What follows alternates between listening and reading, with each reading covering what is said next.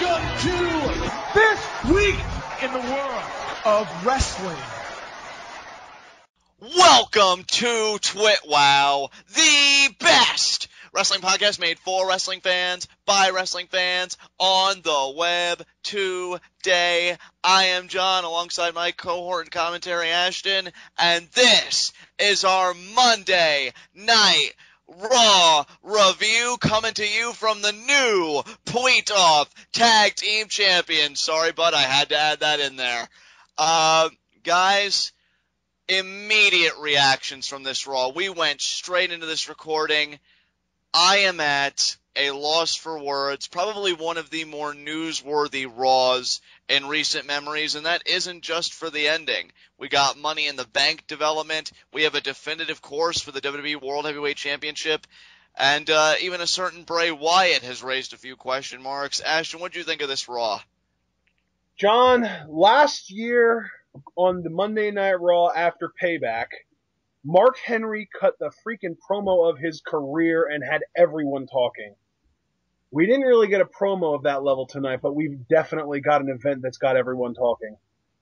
Absolutely, absolutely. So with all that said, let's get right into our first segment, Heat of the Night. And granted, things are hot in here, but not in a negative way. I've got 0 Heats of the Night tonight, Ashton. No, absolutely. This Raw was too good for Heats of the Night. Let's just move on.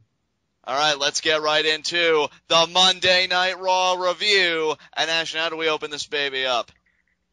We opened this baby up with a video package of Payback last night, namely the Shield versus Evolution match. And you would expect the winners of that match to be the first people to actually be able to talk afterwards. But no, we open with Evolution, and Triple H opens things up on the mic. Yes, he does. He, pretty much says that the Shield, yeah, they won, but Triple H, he doesn't give up. He will not stop until the Shield is no more. It looks like he is about to proclaim the edict of yet another matchup between the Shield and Evolution, but he gets cut off at the pass, Ashton. Yeah, Batista isn't happy with the idea that he's kind of caught in a vicious cycle of just fighting and losing to the Shield. So he says straight up, he's sick of it, he's done with the Shield, he wants his guaranteed one-on-one WWE World Heavyweight Championship match. Triple H says there's a reason he's the leader, there's a reason he's the boss, he sees the bigger picture, but Batista doesn't seem to see that. And Batista says straight up he doesn't care about the Shield, he doesn't care about Triple H's plan, he earned a one-on-one title shot, and he wants it tonight. And of course that means Triple H has to remind him that Daniel Bryan can't even compete, so even if he wanted to, he couldn't give Batista a shot tonight anyway. And he also adds on to that a nice little snide remark, and even if I could give you the title shot, you'd probably choke it away.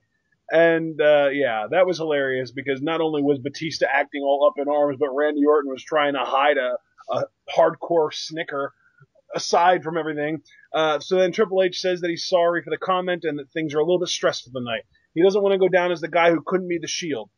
The Shield must go down, and until that happens, nobody gets anything. Batista says he understands, and he quits. And then he does a nice little American prom wave and walks out. And while he's walking out, probably the most hilarious quote of the night, Triple H is yelling, "No! You can't walk out! You'll never wrestle for us again! You're finished!" And then 5 seconds later, "Get back here!" Yeah, Triple H is irate at Batista, quitting, and then we find out in a WWE app exclusive that, really makes them trying to sell the app utterly pointless because they recap it for us anyway. Tom Phillips stops Batista in the hallway and says, Dave, can we get what happened out there? He says, "It's just crap, man, it's crap. Everything that I was promised just turned into crap. I won the Royal Rumble, but it's just all been crap, man. I'm done. And then he walks off. Epic. Just epic. Yep. Yeah, Batista is now done. I imagine we'll probably see him back around, September, October maybe? I've heard as early as SummerSlam, to be honest, but I wouldn't be surprised about September or October either. Nice. So our first match of the night is RVD and Sheamus in a tag team match against Cesaro and Bad News Barrett. Yes. We do get a screen-and-screen promo from Bad News Barrett. He says, "Now, I know everybody loves RVD's 5-star frog splash, but I'm afraid I've got some bad news." And that's that the only stars that will be seen are from RVD when he gets hit with another bullhammer. But, Fred, I've also got some bad news for Wade. This match didn't exactly turn out like that. No, because oddly enough, with Bad News Barrett being kind of in that danger zone between not quite sure whether he's a babyface or a heel, he got abandoned. By a guy who clearly knows what his alignment is, the king of swing, the Swiss Superman, Cesaro! Yeah, they left him high and dry, bud. Yeah, and the most hilarious part about it was that Cesaro decided not only did he want to bail on the match, but he wanted to give his manager a big hug right before they left.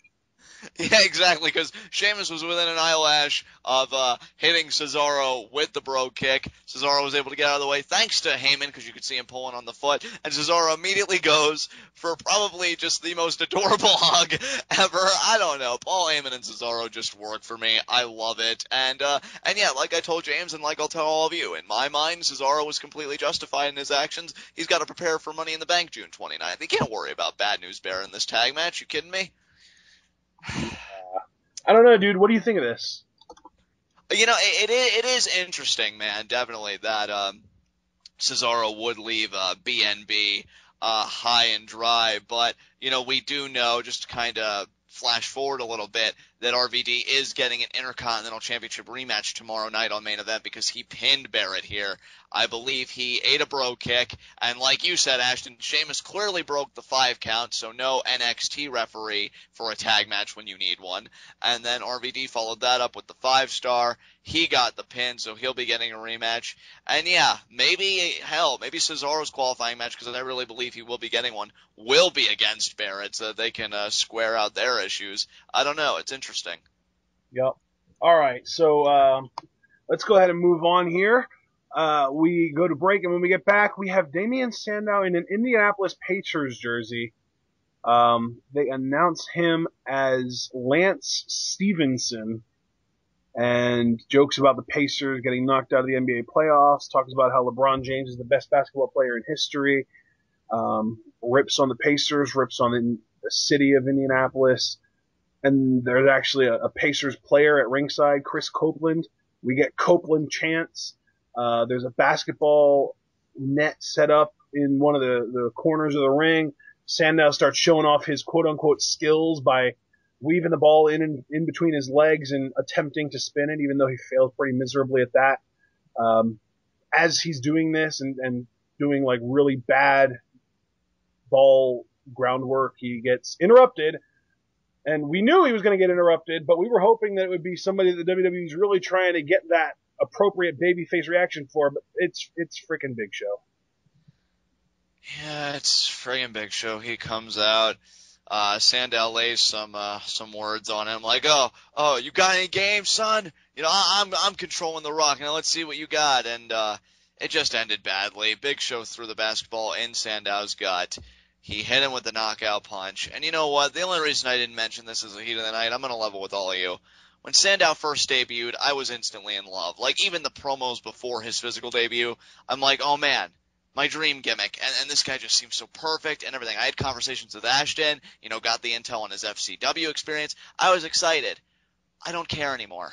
It's just, I'm just so spent. And I'm like, there's no way he's going to crawl out of this hole. I don't even know what it is, because it's not even a losing streak, because he has won under ridiculous things here and there, mainly on Main Event. I mean, he got a win over R-Truth when he was Sherlock freaking Holmes. I guess they're going for an identity crisis angle, but how do you resolve it? What's the progression? How far do you want that progression to take him? To think that this guy was a Money in the Bank holder, I just want to weep every time I think about it. This segment was awful. Nothing more to say than that. Yeah, it was, I don't know if I would go as far as to say awful, but cringeworthy for sure. I just think, dude, of course I'm going to say awful because you know I have that emotional investment, so clearly there is bias there. I won't even lie about that. But I am at least glad we could agree on cringeworthy because, yeah, this is the lowest common denominator of PG writing to me. And yeah, I just didn't care for it at all.